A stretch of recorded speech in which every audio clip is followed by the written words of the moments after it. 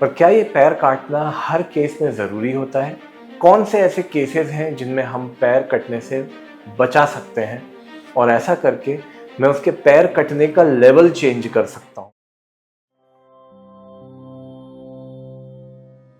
Doctor साहब, मेरे पापा को फुट गैंग्रीन हो गया है और मेरे सर्जन ने मुझे ये सलाह दी है कि अब उनका पैर काटना ही पड़ेगा।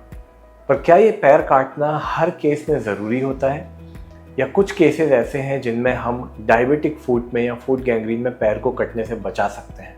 नमस्कार दोस्तों, मैं डॉक्टर अगम्य सक्सेना।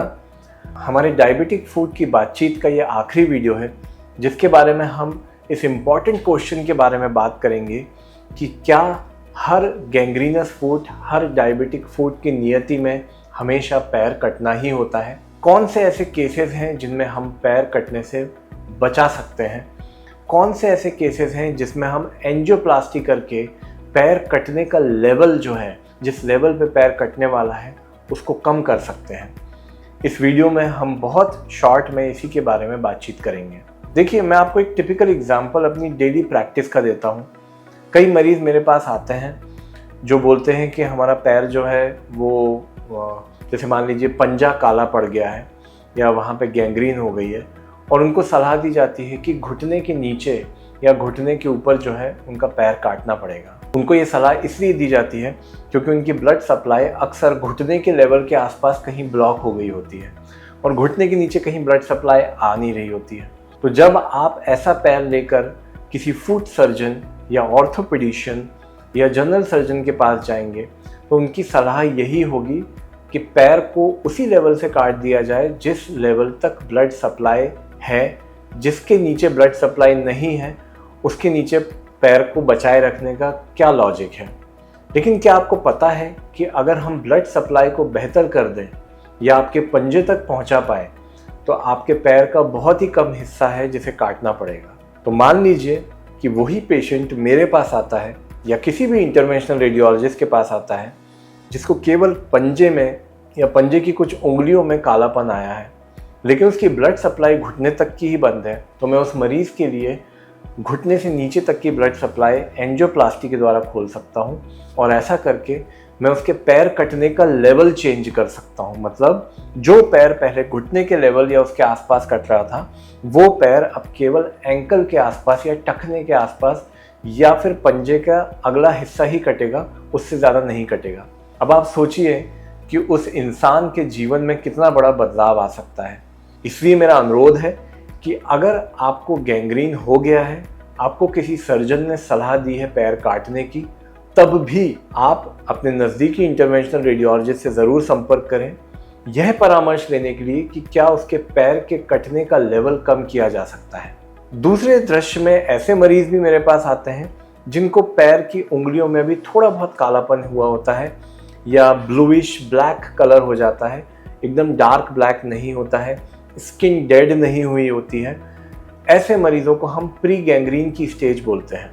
मतलब अभी गैंग्रीन पूरी तरह से सेट इन नहीं हुआ है, लेकिन अगर इस पैर की स्थिति को इसी तरह छोड़ दिया गया तो आने वाले समय में जल्द ही ये पैर पूरी तरह गैंग्रीन में कन्वर्ट हो जाएगा और जब एक बार पूरी तरह गैंग्रीन हो जाती है तो ऐसे पैर के इस हिस्से को बचाना नामुमकिन हो जाता है। तो प्री गैंग्रीनस चेंजेस के कई पेशेंट्स हमारे पास आते हैं। समय रहते अगर वो हमारे पास आ जाएं तो हम एंजियोप्लास्टी करके उनकी ब्लड सप्लाई बेहतर कर सकते हैं और आप देखेंगे कि उनकी पैर की उंगली जो काली पड़ी थी, बस वहाँ की स्किन कुछ हफ्तों से कुछ महीनों में शेड हो जाती है, मतलब वहाँ से उतर जाती है और एक नई खाल, एक नई चमड़ी वहाँ पर आ जाती है और इस तरह से हम उनका पूरा पैर यानी कि उस उंगली को भी पूरी तरह बचा पाते हैं। तीसरे दृश्य में ऐसे मरीज़ होते हैं जो चाहते तो हैं कि उनके पैर को कटने से बचा लिया जाए, लेकिन ऐसे मरीज़ों में हम अक्सर कुछ नहीं कर पाते या कुछ नहीं करना चाहते। ये कौन मरीज़ हैं? ये वो हैं जिनको वेट गैंग्रीन हो चुकी है और जिनकी गैंग्रीन में अच्छा खासा इन्फेक्शन हो गया होता है। ऐसे मरीज़ों की अक्सर सफ़ेद रक्त कोशिकाएं बढ़ चुकी होती हैं, यानी कि WBC काउंट्स बढ़ चुके होते हैं, जिनको अक्सर फीवर आ रहा होता है या फ्रैंक पस यानी कि मवाद निकल रहा होता है उनके घाव में से। ऐसे मरीज़ों में एंजियोप्लास्टी करना कुछ केसेस में तो घातक भी हो सकता है। तो ऐसे मरीज़ों को हम अक्सर कहते हैं कि आपका जो भी इन्फेक्टेड पार्ट है आपके पैर की गैंग्रीन का, उसको या तो सफाई करा लें, जिसको हम डिब्राइडमेंट बोलते हैं, या फिर अगर बहुत ही ज़रूरी हो तो उतने हिस्से को कटवा लें, यानी कि एम्पुटेशन करा लें। और उस एम्पुटेशन के बाद जितनी जल्दी हो सके आप हमारे पास आइए, जिससे हम एंजियोप्लास्टी करके आपके बचे हुए पैर को जल्दी से जल्दी स्वस्थ कर सकें। क्योंकि अगर आपकी ब्लड सप्लाई रीएस्टैब्लिश नहीं हुई है और आपका पैर काट दिया गया है, तो जिस जगह पे पैर कटता है उसे हम स्टंप कहते हैं।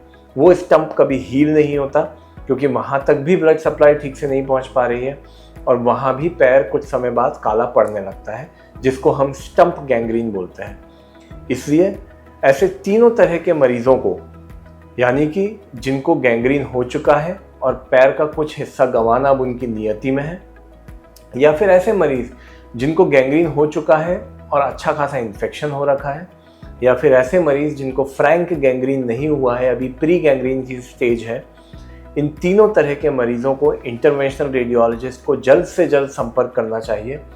क्योंकि हमारी इन तकनीकों के द्वारा आपके पैरों को बहुत आराम पहुंच सकता है, आपकी जीवन शैली, आपकी लाइफ स्टाइल जो है बहुत बेहतर हो सकती है और आप एक जीवन भर की अपंगता या विकलांगता से बच सकते हैं। आशा है ये वीडियो आपको पसंद आया होगा। ज़्यादा से ज़्यादा शेयर करें, लाइक, शेयर और सब्सक्राइब करना ना भूलें। अगले वीडियो में जल्दी मिलेंगे। नमस्कार, धन्यवाद।